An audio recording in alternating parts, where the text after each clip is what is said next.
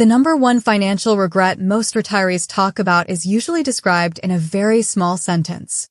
I wish I had saved more. But that sentence is too tidy, too polite, too incomplete. Because when people say it after retirement, they usually do not mean, I wish I had been a little better with spreadsheets. They do not mean, I should have used a different fund. They do not even mean, primarily, I wish I had denied myself more. What they mean, if you listen closely enough, is something far more unsettling. They mean, I did not understand the system I was living inside until the system had already priced my freedom. That is the real regret. Not just that they saved too little, but that they discovered too late what money was actually for. Most people are taught to think about money as a monthly problem. Can I pay the bills? Can I afford the house?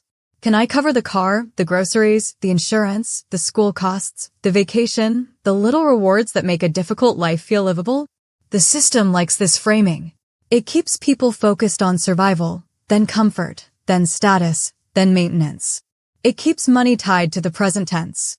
And if money lives only in the present tense, the future becomes something soft and abstract. Important, of course, but vague, adjustable, somewhere later. That is how decades disappear. Not through recklessness, through normalcy. A man works for 40 years, gets raises, buys a bigger house when the family grows, helps his children, upgrades a few things when life gets better, carries debt longer than he meant to, contributes to retirement when he can, pauses when cash gets tight, resumes when the pressure eases, tells himself he's doing okay because nothing is visibly collapsing. He is not irresponsible. In fact, he often feels responsible. And that's precisely why the regret arrives so late. Because the system rarely punishes you early for treating retirement as a distant issue. Early on, almost any income feels like proof of progress. You're working. You're advancing. You're handling life. The real penalty does not show up in your 30s with a dramatic alarm. It waits. Quietly. Compounding in reverse. That is the part people miss. Retirement regret is not created in old age. It is manufactured invisibly across middle age, while everything still looks functional. The most dangerous financial mistake is rarely a single catastrophic decision. It is the gradual acceptance of a life whose costs rise faster than your freedom. That's what retirees wish they could undo. Not merely spending, not merely undersaving, but building a structure that required too much of their future selves. Because retirement exposes a truth that working life can hide. Income is not wealth. Income can cover a fragile life for a very long time. Wealth is what remains when the paycheck stops. And many people spend decades confusing the two because the system encourages the confusion. Employers care that you keep producing. Lenders care that you keep qualifying. Advertisers care that you keep desiring. The culture cares that your life looks stable enough to imitate. Very few forces around you care whether your future is actually becoming free. That is why the regret is so consistent. People arrive at retirement and realize they were trained to optimize the wrong scoreboard. They thought they were winning because the house improved, the salary rose, the neighborhood got better, the children had advantages they never had, the vacations became nicer, the kitchen got renovated, the cars became safer, the wardrobe became sharper, the visible life became more impressive. And maybe it was a better life. That part should not be mocked. People work hard for those things. But retirement has a brutal way of asking a different question. What did all that comfort cost in terms of future optionality? A retired woman sits in a beautiful home she once felt proud to buy. It is paid down, but not fully paid off. The taxes are high. The maintenance never stops. The stairs feel steeper than they used to. The extra rooms are quiet now. Her income has shrunk, but the architecture of her life has not. The house that once symbolized success is now asking for a level of cash flow she no longer loves producing. This is not a failure story. It is a system story. The regret is not, at its core, I should have bought less house. It is, I did not understand that every major lifestyle upgrade was also a future obligation. That is the mechanism beneath the regret retirees describe so simply. Every recurring expense has a hidden second price. The first price is what it costs now. The second price is what it demands from your older self later. The second price is almost always harder to see while you are still strong, still earning, still moving fast enough to outrun the emotional consequences of your own financial design. Retirement slows the frame down. And once the frame slows down, people begin seeing what they missed. They see that a lifestyle can feel affordable for 20 years and still be strategically dangerous. They see that being able to carry the payment was never the same as being able to carry the life. They see that raises were often absorbed, not converted. They see that we'll save more later was not a plan. It was sedation.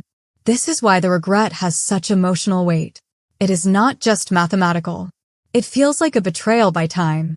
Because people assume financial regret will come from bad judgment in obvious moments. The truth is harsher. It often comes from underestimating how expensive normal can become. Normal school costs. Normal housing costs. Normal healthcare costs. Normal lifestyle expectations. Normal financial support for adult children. Normal inflation. Normal repairs. Normal emergencies. Normal is not cheap. And the system is designed to make expensive normal feel morally justified. If you work hard, if you stay responsible, if you keep your promises, if you provide for your family, then of course you should want a slightly better life. Of course you should want safety, comfort, some beauty, some ease. And none of that is wrong. The problem is that almost nobody teaches the shadow side of improvement. Every improvement hardens into a baseline. Every baseline becomes harder to reduce. Every hard-to-reduce baseline narrows future flexibility. And narrowed flexibility is what retirees finally feel when they say, "I wish I had saved more." They are not only talking about account balances. They are talking about the cost of not protecting the gap between what life demands and what retirement can safely provide. That gap is everything. When you are younger, the gap does not seem urgent because you assume your labor can always bridge it. If costs run high, you keep working. If investments lag, you keep working. If the market drops, you keep working. Labor feels like a permanent backup plan. Retirement is the moment that illusion ends. Suddenly, labor is no longer infinite. Energy matters. Health matters. Time matters in a new way. Work is no longer just an income source. It becomes a question of willingness, stamina, dignity. And this is where the regret turns sharp. People realize they did not just fail to accumulate enough money. They failed to buy enough distance between themselves and forced work. That is the deeper meaning of retirement savings. It is not a virtue signal. It is not just prudence. It is stored autonomy. And the tragedy is that autonomy is easiest to buy when people value it least. At 32, retirement is an abstraction. At 42, it's a concern. At 52, it becomes a negotiation. At 67, it is either there or it isn't. That is why retirees sound so intense when they speak about time. They understand something younger people only understand intellectually. Delayed saving is not just delayed saving. It is delayed leverage. It is the decision to buy freedom later at a much higher price. This is the hidden system retirees wish they had seen more clearly. Compounding does not merely grow money. It reduces pressure. Early dollars do not just become larger dollars. They become years of reduced dependence. They become choices.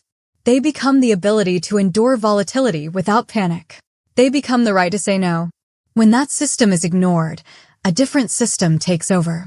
The system of wage dependence.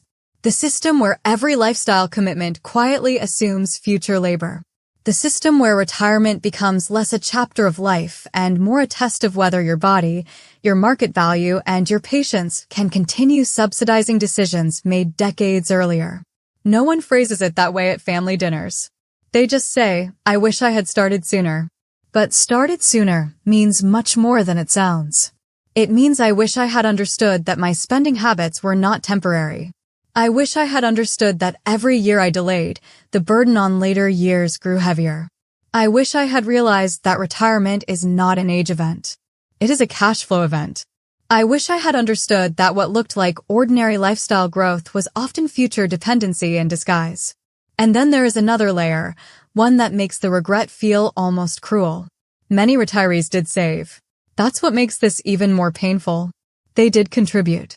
They did try. They were not absent-minded children. They were adults doing their best inside a system that constantly made the present feel urgent and the future feel adjustable. So the regret is not always, I did nothing. Often it is, I did some things, but not at the level reality required. That difference matters, because it reveals how deceptive financial progress can be. A retirement account can exist and still be inadequate. Home equity can exist and still be illiquid. A good salary can exist and still fail to create freedom. A respectable life can exist and still be structurally fragile. This is why retirees often regret undersaving more than any specific bad investment. A bad investment feels like an event. Undersaving feels like discovering that the whole system was misread. And once work stops, or once a person desperately wants it to stop, the emotional meaning of that misreading becomes severe. A man in his late 60s is still working not because he loves the challenge, but because the numbers are thinner than the life he built.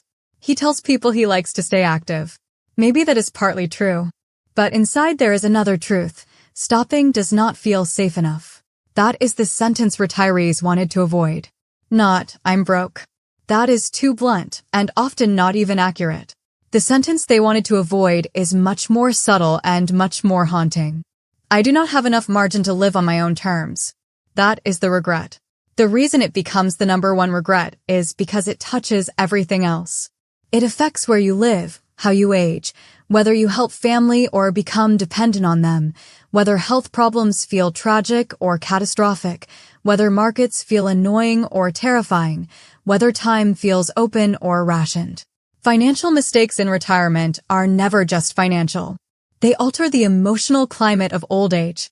Enough savings creates a certain psychological weather. Not bliss. Not invincibility. But steadiness. The ability to handle setbacks without every decision becoming existential. Insufficient savings creates another weather entirely. Caution hardens into fear. Ordinary costs become loaded. The future feels smaller. Generosity becomes strategic. Even joy can become expensive to allow. This is why retirees wish they could undo it so fiercely. Because by the time the regret fully reveals itself, the years most capable of fixing it cheaply are already gone.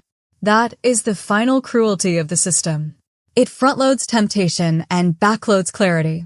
When people are young, spending is rewarded immediately and saving is rewarded invisibly. When people are older, the invisible reward becomes the only thing that matters. Too late. Many realize that the real luxury was never the bigger kitchen, the newer car, the more impressive zip code, the endless little upgrades that made the present look polished. The real luxury was always margin. Margin to stop. Margin to recover. Margin to age without bargaining with fear. Margin to let money serve life instead of forcing life to keep serving money. And once you see that, the regret no longer sounds generic. I wish I had saved more is really a much deeper confession. It means I wish I had defended my future more fiercely. I wish I had not believed every raise needed a matching lifestyle increase. I wish I had recognized how many years I was trading away for things I later stopped caring about. I wish I had understood that security is not a feeling created by income. It is a structure created by retained freedom. That is what retirees wish they could undo. Not just the missing dollars. The missing understanding. Because once they reach the other side, the whole design becomes visible. The visible successes of working life turn out to matter less than the invisible buffer beneath them. The shiny parts fade. The underlying architecture remains. And if that architecture was built around perpetual earning instead of deliberate autonomy, retirement exposes it without mercy. That is why the regret is so universal. It is not really about money in the narrow sense. It is about discovering, at the end of the working years, that the system rewarded appearance first, consumption second, comfort third, and only much later revealed that the one thing worth guarding all along was the ability to own your time. And by then, for many people, the bill has already come due.